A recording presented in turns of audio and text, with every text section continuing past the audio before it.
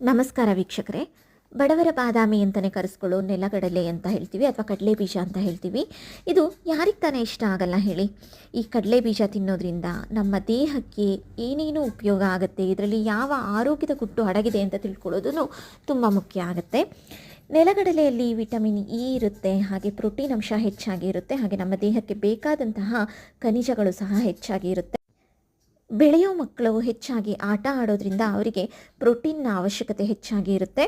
ಆದ್ದರಿಂದ ಈ ಮಕ್ಕಳಿಗೆ ಕಡಲೆ ಬೀಜ ಅಥವಾ ಕಡಲೆ ಬೀಜದಿಂದ ಮಾಡಿರೋ ಅಂತಹ ಆಹಾರ ಪದಾರ್ಥಗಳನ್ನು ಕೊಡೋದ್ರಿಂದ ಮಕ್ಕಳಲ್ಲಿ ಮಾಂಸಖಂಡದ ಬೆಳವಣಿಗೆ ಚೆನ್ನಾಗಾಗುತ್ತೆ ಅಂತ ಹೇಳ್ಬೋದು. ಹಾಗೆ ಮಕ್ಕಳಿಗೆ ಮೆದುಳಿನ ಬೆಳವಣಿಗೆಗೂ ಸಹ ಇದು ಸಹಾಯ ಮಾಡುತ್ತೆ. ಇದರಿಂದ ಮಕ್ಕಳು ಹೆಚ್ಚು ಚುರುಕು ಸಹ ಆಗ್ತಾರೆ. ಮುಖ್ಯವಾಗಿ ಮಕ್ಕಳಲ್ಲಿ ಬರುವಂಥ ಒಬೇಸಿಟಿಯನ್ನು ನಿಯಂತ್ರಣ ಮಾಡೋದಕ್ಕೂ ಇದು ಸಹಾಯ ಮಾಡುತ್ತೆ. ರಾತ್ರಿ ಇಡೀ ನೆನೆಸಿದಂಥ ಕಡಲೆ ಬೀಜವನ್ನು ತಿನ್ನೋದ್ರಿಂದ ನಮ್ಮ ಸ್ನಾಯುಗಳು ಸಹ ಬಲಗೊಳ್ಳುತ್ತೆ ಅಂತ ಹೇಳ್ಬೋದು. ಹಾಗೆ ನಮ್ಮ ಜೀರ್ಣಕ್ರಿಯೆಗೂ ಸಹ ಇದು ಸಹಾಯ ಮಾಡುತ್ತೆ. ಜೊತೆಗೆ ಹೃದಯದ ಆರೋಗ್ಯವನ್ನು ಕಾಪಾಡ್ಕೊಳ್ಳೋದಕ್ಕೆ ಇದು ಸಹಾಯ ಮಾಡುತ್ತೆ ಅಂತ ಹೇಳ್ಬೋದು.